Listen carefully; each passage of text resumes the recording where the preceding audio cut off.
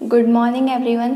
देखिए, हमने previous video के अंदर देखा था कि अगर एक ग्रुप है और उसके कोई दो एलिमेंट्स लिए हमने ए और एक्स, तो हमारे पास हमेशा ही ए का ऑर्डर और एक्स इनवर्स ए एक्स का ऑर्डर सेम आता है।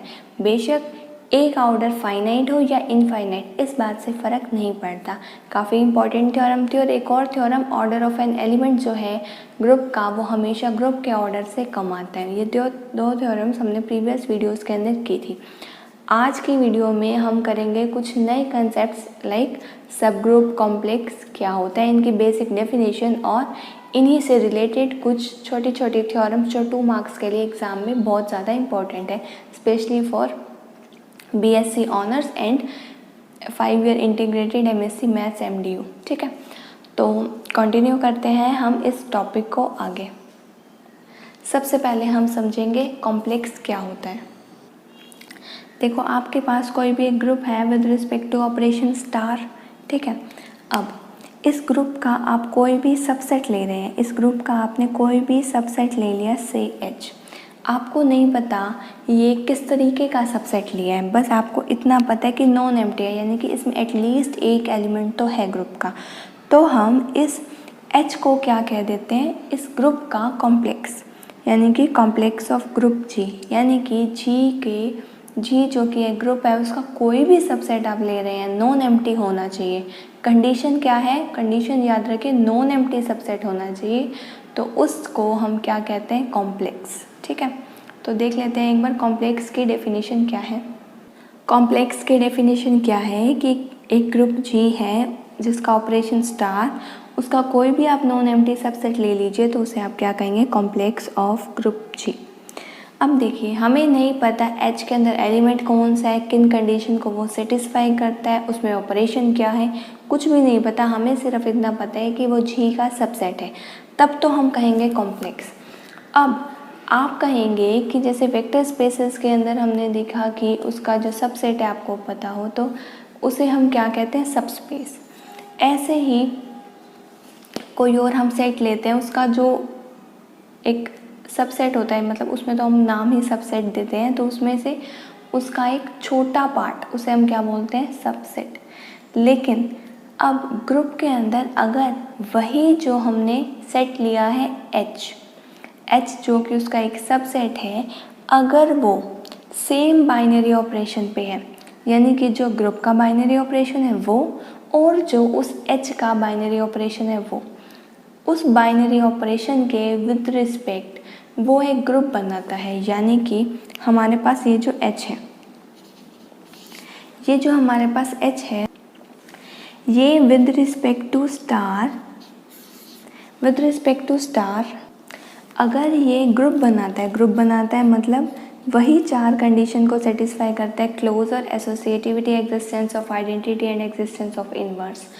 अगर ये जो एच सबसेट है ग्रुप जी का, अगर ये इन 4 कंडीशंस को सेटिस्फाई कर देता है, चारों ही कंडीशन को सेटिस्फाई कर रहा है, यानी कि ग्रुप बना रहा है with respect to operation star, तो हम क्या कहते हैं, इसे सब ग्रुप।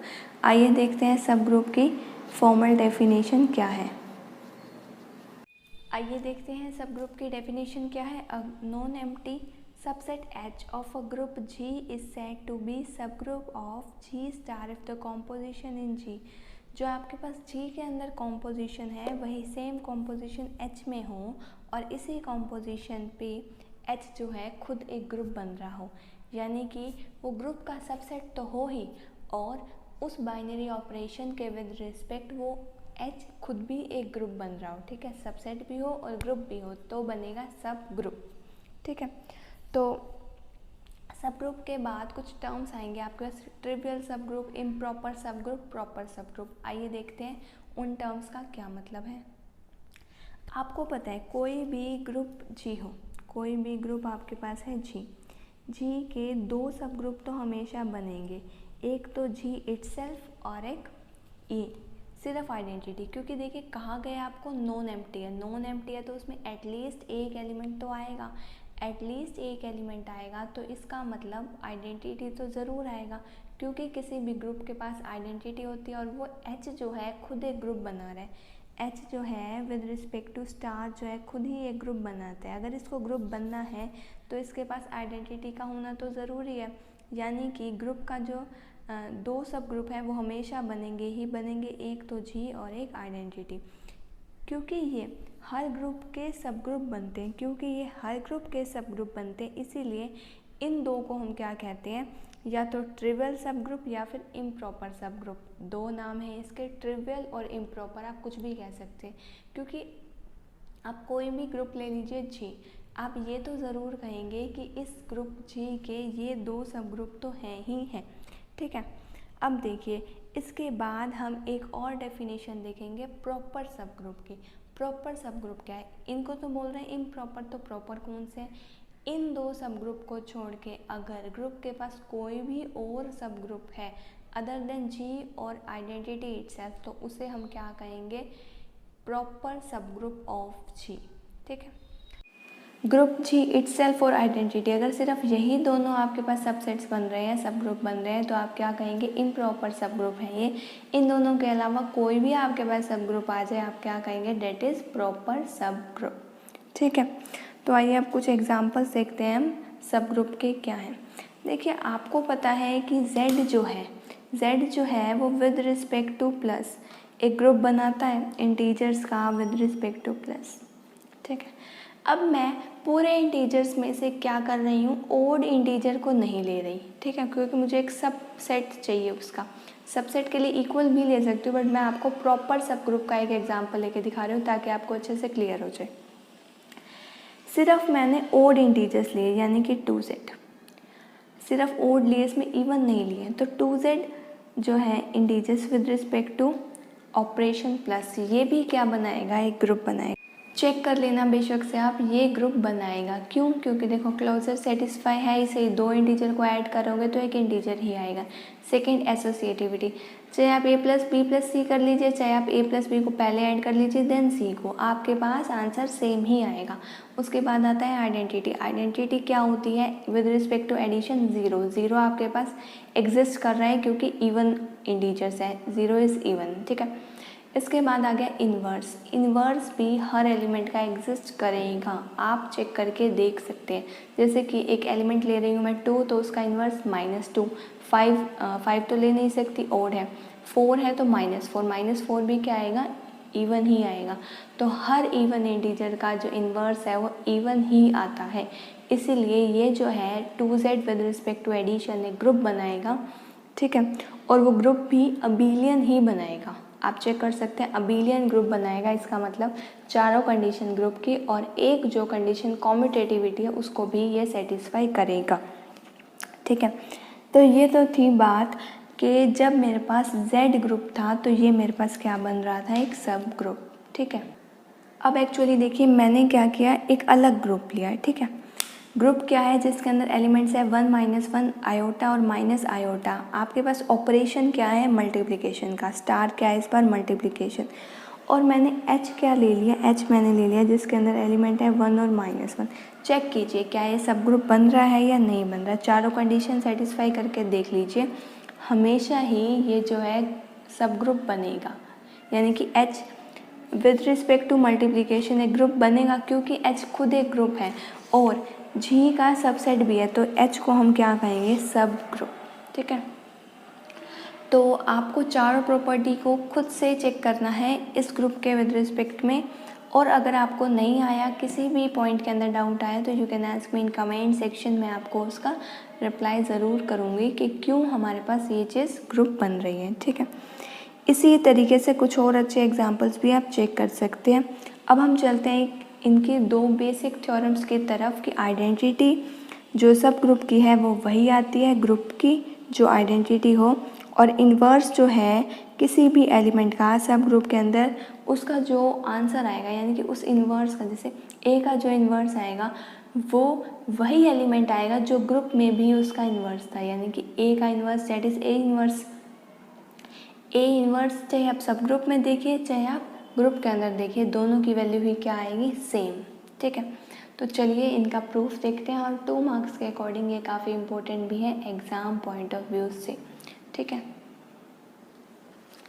थ्योरम की स्टेटमेंट देखिएगा। थ्योरम को स्टार्ट करने से पहले थ्योरम की स्टेटमेंट है the identity of a subgroup is same as that of the group, यानी कि जो सब ग्रुप की आइडेंटिटी है वो वही होगी जो आपके पास ग्रुप की आइडेंटिटी थी।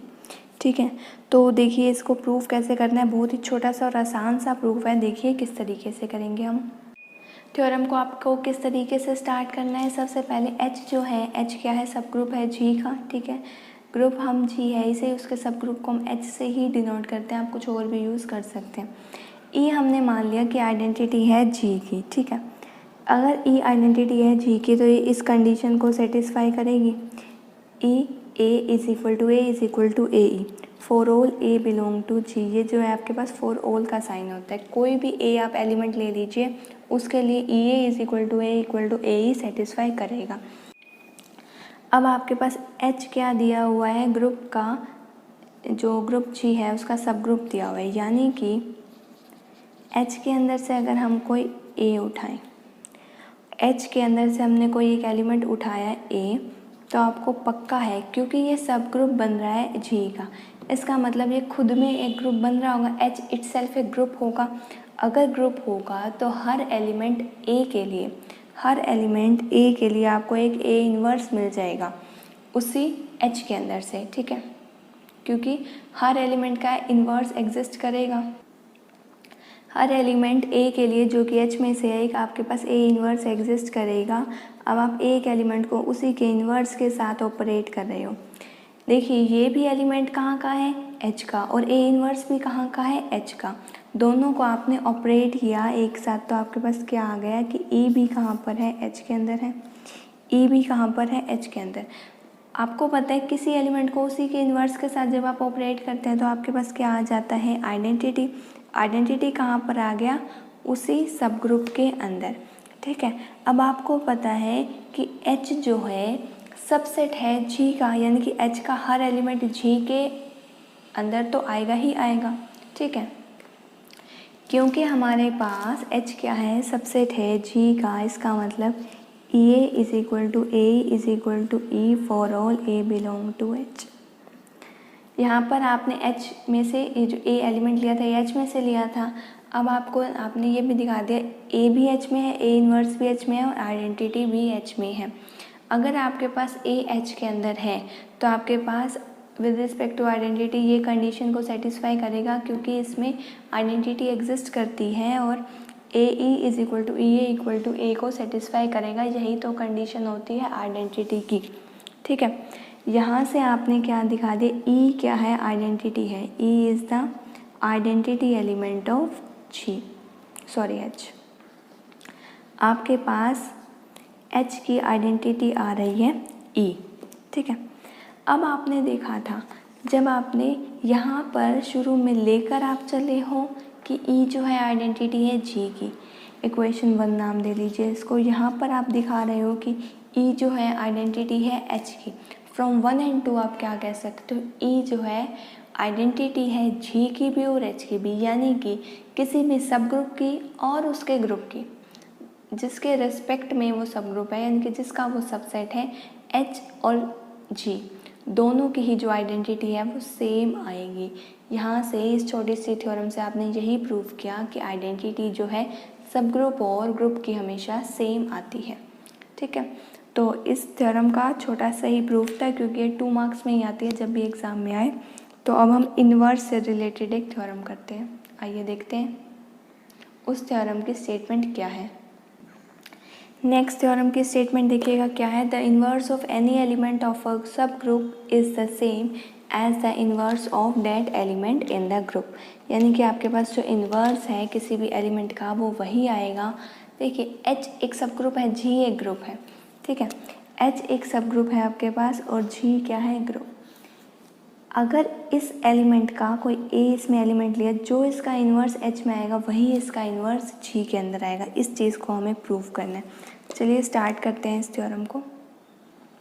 देखिए प्रूफ को आपने स्टार्ट कैसे किया, ई आपने क्या मान लिया, आइडेंटिटी है। किसकी आइडेंटिटी है, जी और एच दोनों की। क्योंकि जस्ट जो आपने प्रीवियस पार्ट में प्रूफ किया वो यही किया है कि जो ग्रुप है और उसका सबसेट है उन दोनों की आइडेंटिटी सेम आती है, डेट इज़ ई। ठीक है, जिसको हम ई से डिनोट करते हैं। आपके पास ई जो है एच और जी की आइडेंटिटी है। ए क्या है, ए कोई भी एक एलिमेंट है, ए कोई भी एक एलिमेंट है, कहाँ से आया है आपके पास, एच का एलिमेंट है, ठीक है। अब एच तो क्या है, सबसेट है जी का। देखिए जी एक बड़ा सेट है, उसमें से एक सबसेट आया हुआ है एच, ठीक है। एच क्योंकि सबसेट है जी का, तो अगर आपने कोई एलिमेंट एच में से उठाया तो वो पक्का है कि जी में तो जाएगा ही जाएगा। इसका मतलब क्या है, therefore a is an element of group ji.